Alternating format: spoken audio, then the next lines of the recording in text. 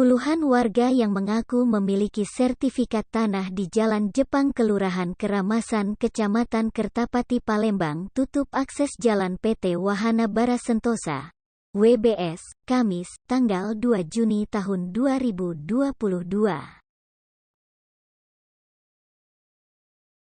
Pemortalan tersebut dilakukan buntut dari kekecewaan warga terhadap PT WBS yang menduduki lahan yang mereka miliki.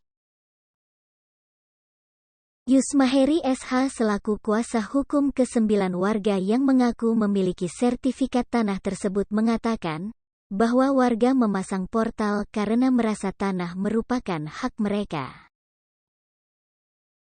Yang menutup jalan merupakan ahli waris dari pemilik tanah itu sendiri, jelas dia. Ia menjelaskan, PT WBS pernah melayangkan surat untuk meminta pembatalan sertifikat yang dimiliki warga.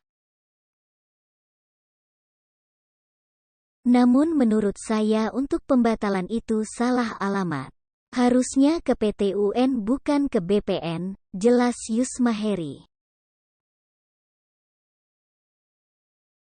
Dan untuk pembatalan itu bukan wewenang dari BPN melainkan harus melalui putusan PT UN.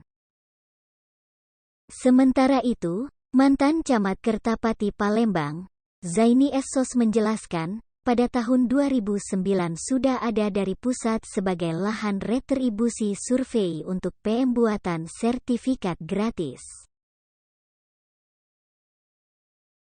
Kami saksikan benar, kalau ada yang nyatakan saya siap hadapi.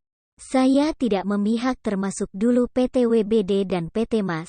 Nah justru sekarang kok main comot, ujar dia.